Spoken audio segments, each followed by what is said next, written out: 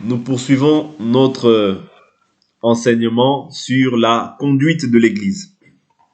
Je répète, le titre s'intitule « La conduite de l'Église ». Donc, dans un premier temps, nous avions essayé de voir la définition de l'Église. Ce n'est pas mauvais de répéter, la Bible nous dit, n'oubliez pas, Philippiens chapitre 3, « Je ne cesse de vous répéter ces choses, car pour vous, elles sont salutaires ». Donc, il est très important que nous puissions revenir sur des éléments qui, à première vue, ou dans un premier point, peuvent nous paraître comme étant des choses acquises, mais ça ne l'est pas nécessairement pour tout le monde. Vous voyez? Donc, chacun a son niveau, chacun a la capacité, chacun, Dieu fait grâce à chacun, Dieu ouvre l'entendement et l'intelligence de chacun aussi à un moment bien précis. Mais nous devons toujours répéter ces choses afin que ces choses deviennent maintenant évidentes dans la vie de chacun. Ok? Donc, prenons le livre de Matthieu 16, c'était le texte de base que nous avions, sur lequel nous nous étions un peu attardés. Matthieu chapitre 16, je reprends à partir du verset 13. L'Écriture déclare, Jésus, arrivé sur le territoire de Césarée de Philippe, posa cette question à ses disciples. Au dire des gens, qui suis-je, moi, le Fils de l'homme? Ils répondirent, les uns disent Jean-Baptiste, d'autres Élie, d'autres Jérémie, ou l'un des prophètes. Mais vous, leur dit-il, qui dites-vous que je suis? Simon-Pierre répondit, tu es le Christ, le Fils du Dieu vivant. Jésus reprit la parole et lui dit, tu es heureux. Déjà, ce qu'on doit comprendre, c'est qu'il est heureux. Pourquoi? Il dit, parce que tu es heureux, Simon, fils de Jonas, car ce ne sont pas la chair et le sang qui t'ont révélé cela, mais mon Père qui est dans les cieux. C'est-à-dire, quand le Père te révèle les choses, déjà, dans un premier temps, tu dois comprendre que tu es heureux. Est-ce que tu comprends? Tu es heureux parce que le Père t'a révélé les choses cachées. C'est-à-dire, nous avions vu dans un premier temps que la chair et le sang aussi peuvent révéler les choses. Mais quand c'est la chair et le sang qui révèlent les choses, c'est par audace que la personne a prophétisé. Ça, on peut le lire dans Deutéronome chapitre 13. Lorsqu'un prophète viendra et qu'il dira une chose qu'elle ne s'accomplira pas, c'est par audace. C'est-à-dire, il y a des gens qui prophétisent aussi, ou bien qui révèlent des choses par audace. Mais ici, c'est Dieu qui révèle la chose. C'est-à-dire, il révèle l'identité du Christ. Donc, nous comprenons par là que celui qui nous révèle qui est le Christ, c'est le Père. Voilà pourquoi la Bible nous dit, nul ne peut connaître le Fils, ouais, nul ne peut connaître, nul ne peut connaître nul ne peut venir à moi si le Père ne l'attire, afin que je ressuscite au dernier jour. Mais nul ne peut connaître aussi le Père si ce n'est le Fils, et nul ne peut connaître le Fils si ce n'est le Père, et celui à qui le Fils veut le révéler. C'est-à-dire, Dieu révèle, ok, son Fils à celui qu'il veut. Est-ce que vous comprenez? Ça, nous l'avions lu ça dans Matthieu, chapitre 11, si je ne m'abuse. Matthieu 11, verset 25. Il dit, en ce temps-là, Jésus prit la parole et dit, je te loue, Père, Seigneur du ciel et de la terre, de ce que tu as caché ces choses aux sages et aux intelligents, et de ce que tu les as révélées aux enfants. C'est-à-dire, ces choses sont révélées à qui? Aux enfants. Oui, Père, je te loue, de ce que tel a été ton bienveillant dessein. Tout m'a été remis par mon Père, et personne ne connaît le Fils si ce n'est le Père. Personne non plus ne connaît le Père si ce n'est le Fils, et celui à qui le Fils veut le révéler. Vous comprenez? Ça veut dire c'est le Fils qui révèle, le Fils qui vient révéler le Père, en réalité. Est-ce que vous comprenez? Voilà pourquoi il dit tu es le Christ, le Fils du Dieu vivant. Or, le Christ, c'est l'Esprit éternel, c'est le Père. Vous voyez? Donc, ici, on comprend que celui qui révèle les choses, c'est le Fils. Ok? Dans ces derniers temps, Hébreux chapitre 1, Dieu a parlé par le Fils. Autrefois, Dieu nous parlait par les prophètes, mais dans ces derniers temps, Dieu nous a parlé par le Fils. Vous voyez? Donc n'oubliez pas, ça c'est Hébreux chapitre 1, verset 2 ou 3. Ok? Donc nous continuons, nous poursuivons toujours l'enseignement. Matthieu chapitre 16. Simon Père lui dit, tu es le Fils du Dieu vivant. Jésus lui dit, tu es heureux. C'est mon Père dans les cieux qui t'a révélé cela. Donc nous voyons que la chair et le sang peuvent révéler des choses, mais là, l'Esprit aussi révèle les choses. Le Fils vient révéler l'identité du Père. Et maintenant, quand le Fils part, c'est-à-dire quand Christ meurt et ressuscite, maintenant Christ, le Saint-Esprit vient nous révéler l'identité du Fils. Est-ce que vous comprenez? Voilà pourquoi Jésus dira, quand il viendra, lui, il vous conduira dans toute la vérité. Il prendra ce qui est à moi et vous l'annoncera. Lui me glorifiera. Ouais, lui me glorifiera. C'est-à-dire le Fils glorifie le Père. Ouais. Le Père glorifie le Fils. Le Fils glorifie le Saint-Esprit. Mais le Saint-Esprit aussi glorifie le Fils. Est-ce que vous comprenez? C'est-à-dire quand le Saint-Esprit vient, c'est pour rendre gloire ou bien pour rendre témoignage de Jésus. Ok? Donc ici, reprenons un peu. Verset 18. Et moi je te dis que tu es Pierre, et que sur cette pierre, je bâtirai mon église. Donc nous avions vu que dans l'église, premièrement, l'église est bâtie sur la révélation, ouais, de qui est le Christ, n'est-ce pas? Et il dit, et moi je te dis que tu es Pierre, et que sur cette pierre, je bâtirai mon église. Il dit que tu es Pierre. Pierre, ici, il s'agit de l'individu. Lorsqu'il dit, et sur cette pierre, ici, il parle du petit rocher, du petit caillou sur lequel est bâti, bien sur le roc sur lequel est bâtie l'église. Oui. Sur lequel est bâtie l'église, c'est le rocher. Le rocher dont il est question là, c'est Christ lui-même. Oui. Sur ce roc, je bâtirai mon église. Oui. C'est sur ce roc qui bâtit l'église. C'est-à-dire, c'est sur la révélation et sur la personne de Jésus qui est bâti l'église, pas sur autre chose. C'est très important à comprendre ces éléments-là. Et il dit quoi par la suite? Il nous dit et que les portes du séjour des morts ne prévaudront pas contre elle. C'est-à-dire que la mort ne prévaut pas contre l'église. La mort n'a pas la domination sur l'église. Pourquoi? La mort a été engloutie par la vie. Vous voyez? Jésus, par sa mort et sa résurrection, vous voyez, voilà pourquoi la croix, il a dit, tout est accompli. C'est-à-dire, la mort n'a plus maintenant, pour tous ceux maintenant qui croiront en Jésus, la mort n'a plus l'avantage sur eux. Parce qu'ils ont été engloutis par la vie. C'est-à-dire, maintenant, la mort n'aura plus d'effet sur eux. Même si je viens à mourir, même si on me tue physiquement, je reviendrai à la vie parce que j'ai reçu la vie de mon vivant dans la chair, comme ça. Parce que même quand il y a deux types de vivants. Il y a le vivant comme ça dans la chair, mais qui est un mort selon Dieu. Ok? Et il y a le vivant dans la chair, mais qui est réconcilié avec Dieu. C'est-à-dire celui qui n'est pas réconcilié avec Dieu, il est ennemi de Dieu. Mais celui qui a Jésus, il devient ami de Dieu, enfant de Dieu, héritier de Dieu, co-héritier de Christ. Ouais, tous ces attributs lui sont accordés, lui sont imputés.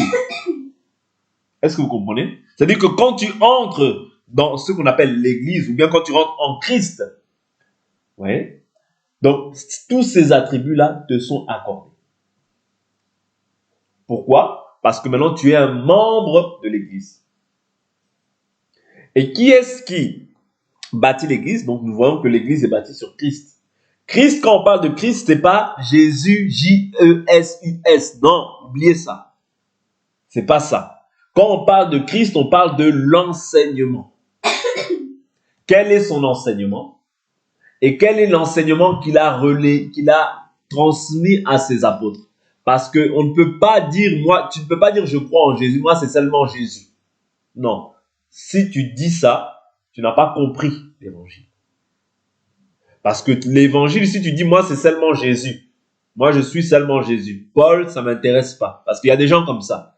Non, Pierre, ce qu'il a dit, moi, c'est Jésus seulement. Jésus seulement. Ok. Donc toi, tu t'arrêtes à Jésus seulement. Tu n'as pas compris l'évangile. Parce que si tu comprends l'évangile, tu comprendras que Paul ne parlait pas de son propre chef. Qui est Paul? Qui est Apollos? Des hommes par les moyens duquel vous avez cru. L'un a posé, l'autre, j'ai posé les fondements, l'autre arrose, mais c'est Dieu qui fait croître. Mais quand ils parlent pas de leur propre chef. C'est-à-dire, ils viennent parler de la part du Saint-Esprit. C'est-à-dire, c'est le Saint-Esprit qui est Jésus, qui vient maintenant habiter dans la vie de tout croyant sous la forme de l'Esprit pour pouvoir continuer l'œuvre. Parce que quand Jésus parlait, il parlait en parabole. Maintenant, il fallait qu'il explique certaines choses, c'est-à-dire l'enseignement par excellence, il fallait que les apôtres maintenant viennent le poser. Est-ce que vous comprenez? Sinon, ça ne servira à rien que les apôtres fassent des lettres. Si c'était seulement Jésus, on aurait suivi seulement l'enseignement de Jésus. Mais si tu t'arrêtes simplement à l'évangile, tu n'as pas compris en fait que Jésus, c'est la loi, c'est les psaumes, c'est les prophètes. Oui. C'est la loi, les psaumes, les prophètes, c'est la nouvelle alliance, c'est les 21 épîtres, c'est l'Apocalypse, c'est l'acte des apôtres. Vous comprenez? Mais si maintenant tu fais abstraction à toutes ces choses-là, tu n'as pas compris en fait c'est quoi Jésus. Éphésiens chapitre 2 verset 20, vous avez été édifiés. Édifier veut dire bâtir, construire sur le fondement. Un seul fondement, il n'y en a pas d'autre. Un seul fondement, le fondement des apôtres, premièrement, et des prophètes. Jésus-Christ étant la pierre de l'angle. Ouais. C'est-à-dire le fondement, le modèle, c'est Jésus, mais il y a les apôtres et les prophètes. C'est-à-dire les apôtres viennent relayer, en fait, le message que Jésus leur a dit. Voilà pourquoi Jésus dit, il y a des choses que vous ne pouvez pas comprendre, mais quand lui viendra, l'esprit de vérité, il vous conduira dans toute la vérité. Parce que quand Jésus parlait, même dans les évangiles, c'était en parabole. Or, certaines choses, fallait qu'ils soient maintenant expliquées. Est-ce que vous comprenez? Voilà pourquoi les apôtres ont écrit, pour nous montrer quel était l'enseignement de Jésus. Voilà pourquoi quelqu'un qui dit, oh non, Pierre, oh Jacques, Jean, oh non, Paul, ceci, cela. C'est-à-dire, il éloigne Paul, il éloigne Jésus, il éloigne Jacques, il éloigne les prophètes, et il n'a pas le salut. Oui. Il peut parler de Jésus, mais il n'a pas le salut en lui. Parce que le salut, c'est l'entièreté. Oui. Et l'Église, c'est sur ça qu'elle est bâtie. C'est-à-dire l'Église est bâtie sur le fondement des apôtres et des prophètes. J'insiste sur ces choses-là pour que nous puissions poser de bonnes bases. Maintenant, en soi, nous voyons que les portes du séjour des morts ne prévaudront pas contre elles. Il dit à Pierre, je te donnerai les clés du royaume des cieux. Ce que tu liras sur la terre sera lié dans les cieux. Ce que tu délieras sur la terre sera délié dans les cieux. Nous voyons que lorsqu'il parle des clés du royaume, les clés, la Bible nous dit, tu as ôté les clés, vous avez enlevé les clés de la connaissance. C'est-à-dire, la connaissance, là, qu'il est en train de la raccorder, c'est la connaissance du salut. Vous voyez? La connaissance du salut. On avait pris une écriture dans le livre de Actes des Apôtres, chapitre 15, souvenez-vous. Je reprends un peu ces choses-là. Acte 15. Je prends Acte 15. Je prends à partir du verset 6. Verset 7. Après une vive discussion, Pierre se leva et leur dit, frères, vous le savez, dès les tout premiers jours, Dieu a fait un choix parmi vous, afin que par ma bouche, les païens entendent la parole de l'évangile et qu'ils croient. Ouais. C'est-à-dire que Dieu a fait un choix. Son choix s'était porté sur Pierre, afin que par sa bouche, les païens entendent le salut. Quand est-ce que cette chose-là s'est passée? C'est dans Actes chapitre 2. Actes des Apôtres au chapitre 2, lorsque Pierre a fait le discours au jour de la Pentecôte. Vous voyez, Acte 2, on ne va pas le lire dans son entièreté. Vous pouvez toujours le lire à la maison, vous avez la possibilité. Nous, on va prendre juste à partir du verset 37, ou voire même 36, que toute la maison d'Israël sache, donc avec certitude, que Dieu a fait Seigneur et Christ, ce Jésus que vous avez crucifié.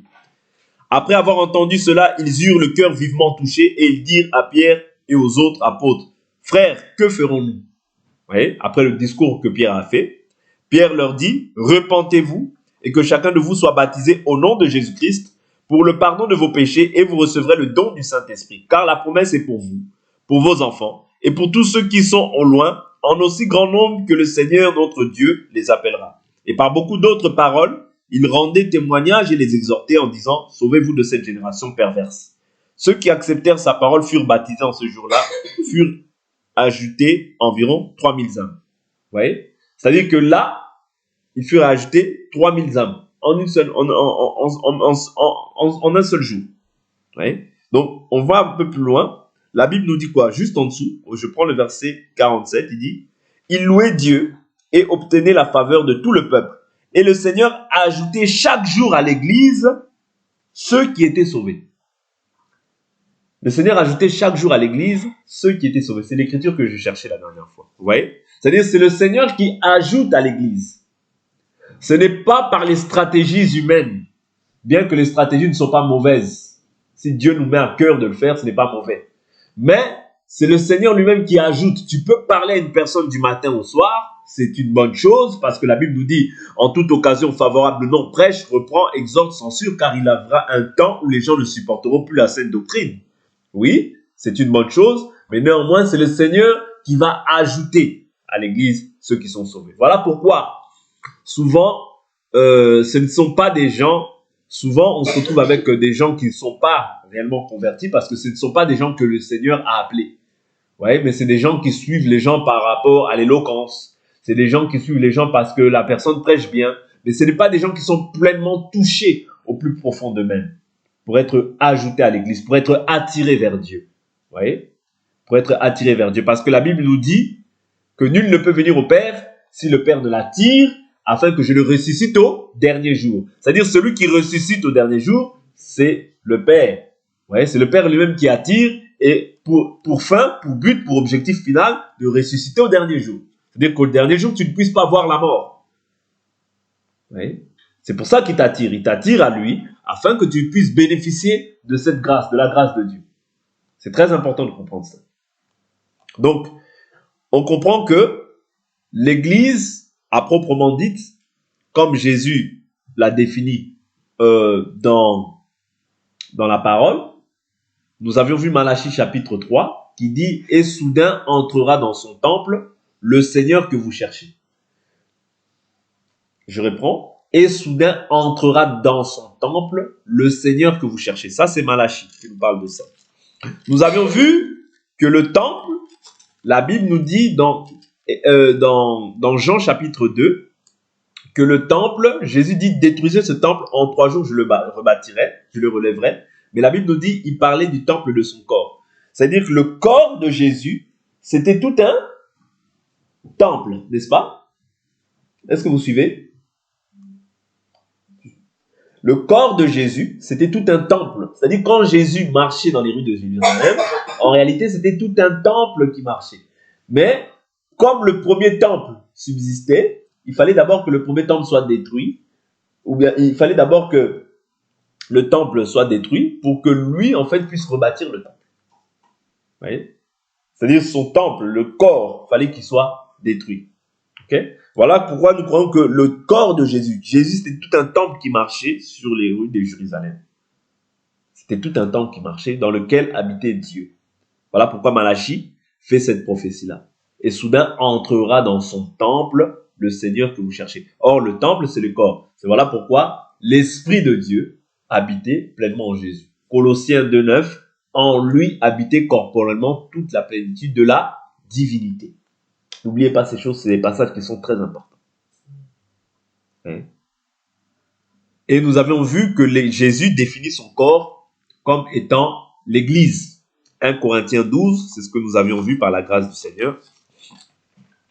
1 Corinthiens 12, à partir du verset 27, l'Écriture dit « Vous êtes le corps du Christ et vous êtes ses membres, chacun pour sa part. » Vous êtes comment? Le corps du Christ. Ouais. C'est-à-dire toi et moi et elle ou lui, nous formons tous ce qu'on appelle le corps du Christ. Le corps du Christ, c'est l'Église parfaite, sans tache, ni ride. Mais dans la localité comme ça, dans la vie des personnes, on peut voir des imperfections. Ouais. Mais dans l'Église corps du Christ, il n'y a pas d'imperfection. C'est la perfection. C'est-à-dire ceux qui sont ajoutés à l'église, ils sont saints, ils sont parfaits. Vous voyez? Mais dans la marche comme ça, dans la chair comme ça, il y a encore des imperfections à corriger par le moyen de la parole. La parole fera un travail au niveau du renouvellement de l'intelligence afin que l'homme puisse être maintenant parfait et accompli dans sa marche. Est-ce que vous comprenez? Donc c'est ça. Donc nous continuons ici dans 1 Corinthiens 12. N'oubliez pas, l'Écriture dit au verset 14, « Ainsi le corps n'est pas formé d'un seul membre, mais de plusieurs. » C'est-à-dire, nul ne peut dire aujourd'hui, « Oh, moi, je me suis fait à moi-même, je suis une église. » Non. Le corps n'est pas formé d'un seul membre, mais de plusieurs membres. Oui. Et nul ne peut dire, « Je n'ai pas besoin de l'autre, je n'ai pas besoin de toi. » Non. Nous dépendons des uns des autres. Dans l'église, c'est ça, nous dépendons. Ce n'est pas une option, non, nous dépendons des uns des autres. De la même manière que sans mon bras, sans mes deux bras, je ne pourrais pas faire, c'est-à-dire je serais dépendant de quelqu'un pour qu'il puisse me faire manger. Est-ce que vous comprenez? Sans ma bouche, ce sera très compliqué. Sans mes pieds, je ne pourrais pas marcher. Vous comprenez? Voilà pourquoi tous les membres sont utiles. Voilà pourquoi Dieu a illustré son église comme étant un corps. La tête, la seule tête, c'est Christ. Il est la tête du corps de l'église. Et nous tous qui restons, nous sommes les membres du corps. Ok? Et l'église, à proprement dit, ce n'est pas, nous avions vu hier que ce n'est pas un lieu, un lieu quelconque, mais c'est un groupement d'hommes, vous voyez? Parce que église, dans son sens, dans son étymologie, veut dire appelé hors d'eux. Vous voyez? Ecclésia, appelé hors d'eux. On ne va pas revenir encore sur toutes ces définitions-là. Donc nous croyons que nous sommes appelés hors du monde, hors à vie, hors du péché. Quand je dis hors du monde, ce n'est pas nous sommes dans le monde, mais nous ne sommes pas de ce monde. C'est-à-dire, quand on dit que nous ne sommes pas de ce monde, ce n'est pas que nous ne sommes pas de ce monde, nous ne sommes pas comme tous les gens de ce monde, loin de là. Mais nous avons reçu une nouvelle nature, une nature de sainteté, une nature de justice, une nature qui a en horreur le mal. Voilà pourquoi la Bible nous dit, ayez le mal en horreur, mais attachez-vous fortement au bien. Vous comprenez? C'est-à-dire que moi, maintenant, mon partage, ça doit être le bien. Oui. Avoir en horreur les pratiques de ce monde. Parce que c'est ça le rôle de l'Église. Être la lumière. Or, pour que tu sois la lumière, il faut que nous ne puissions pas voir en toi les ténèbres. 1 Jean 2,15, n'aimez pas le monde, ni les choses qui sont dans le monde. Si quelqu'un aime le monde, l'amour du Père n'est pas en lui. Car tout ce qu'il y a dans le monde, la convoitise des yeux, la convoitise de la chair, l'orgueil de la vie, des passions, les richesses ne viennent pas du Père, mais viennent du monde. Vous comprenez? C'est ça que Dieu veut détruire en nous. Ouais, les passions et les désirs mauvais du monde. Ce n'est pas que tu haïsses les gens de ce monde, loin de là. D'ailleurs, nous n'avons pas à lutter contre la chair et le sang, mais nous luttons contre les esprits mauvais. Ok? Parce que nous ne luttons pas contre un individu. Même si quelqu'un me fait du mal, moi je ne lutte pas contre cette personne. Mais je lutte contre l'esprit qui est en train d'agir dans cette personne qui veut peut-être me faire du mal. Okay? Mais moi, je ne peux pas répondre le mal par le mal. Notez bien ces choses-là parce que il faut préciser chaque chose. Quand on parle du monde, sinon après, oh non, on a dit qu'il ne faut pas aimer le monde. Non, ce n'est pas les individus. Nous aimons tout le monde. Mais néanmoins, nous condamnons les œuvres mortes. C'est ça que nous condamnons. Mais nous ne condamnons pas les individus. Parce que les individus, même celui qui est sorcier, occultiste, Dieu l'appelle aussi à la repentance. Vous voyez? Moi, je ne peux pas dire à quelqu'un si, oh, toi tu es sorti, tu vas aller en enfer. Jamais je ne peux dire ça. Parce que Dieu veut que tous les hommes soient sauvés. Or, être magicien, c'est être malade. Or, ce ne sont pas les bien portants qui ont besoin de médecins, mais ce sont les malades. Est-ce que vous comprenez? Donc, c'est très important de comprendre que c'est une maladie comme quelqu'un qui vit dans l'impudicité. C'est une maladie comme quelqu'un qui est voleur. C'est une maladie comme quelqu'un qui est menteur. C'est une maladie, c'est la même chose. C'est pas moi qui dis. Hein. La Bible nous dit la désobéissance vaut bien le péché de divination. Est-ce que vous comprenez? C'est-à-dire que quelqu'un qui va consulter les occultistes et toi qui te livres à la désobéissance, entre toi et lui, selon Dieu. Vous voyez? Le jugement selon Dieu et le jugement selon les hommes est diamétralement opposé. Est diamétralement opposé. Donc, soyons toujours miséricordieux et compatissants. Vous voyez? Ayons toujours ces sentiments-là en nous, de miséricorde, de compassion. Ne te crois pas supérieur à quelqu'un parce que toi, tu ne fais pas la chose qu'elle fait.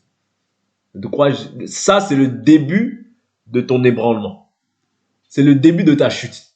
Dès lors où tu crois que, moi, je ne fais pas ça. Lui, c'est une pécheresse. C'est un péché. Souvenez-vous, la pécheresse pardonnée. Tu vois? Jésus dit, parce qu'elle a beaucoup aimé, ses nombreux péchés lui sont pardonnés. Mais toi, tu restes dans ta tête, Jésus l'a pardonné, mais toi, dans ta tête, tu restes avec le péché de la personne. Non, personne là, vraiment. Non. Est-ce que quelque chose de bon peut sortir d'elle? Non, n'agis jamais comme ça.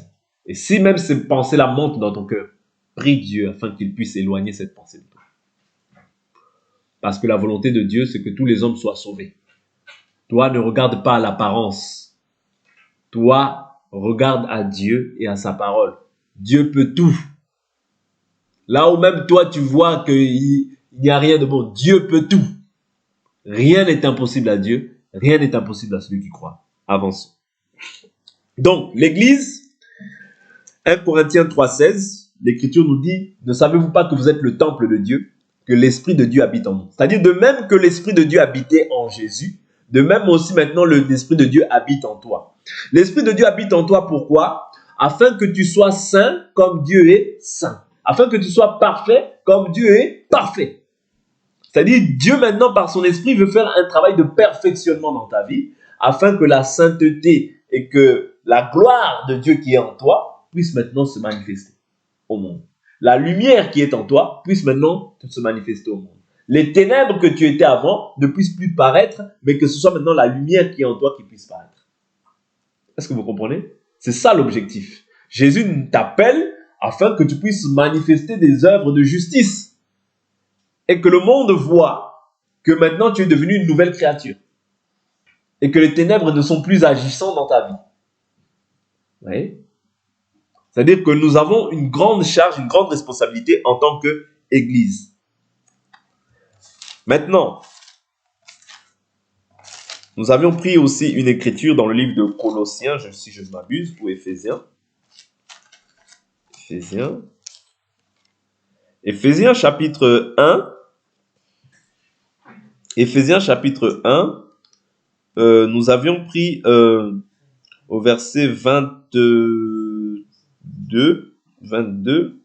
La Bible nous dit, il a tout mis sous ses pieds et l'a donné pour chef suprême à l'Église, qui est son corps, la plénitude de celui qui remplit tout en tous. Vous voyez? C'est-à-dire, l'Église, c'est son corps. C'est le corps du Christ. Ok? L'Église, je répète, c'est le corps du Christ. Et nous sommes maintenant comment? Les membres du corps. N'oubliez pas, hein? L'Église, c'est quoi? C'est le corps du Christ, ok? Que nous formons, parce que nous sommes les membres maintenant, chacun pour sa part, du corps. Est-ce que vous comprenez? Lui, il est la tête. Ok? Retenez ces termes, parce que ce sont des choses qui sont importantes. Je prends encore une écriture qui va aussi nous aider. Je crois que c'est Colossiens.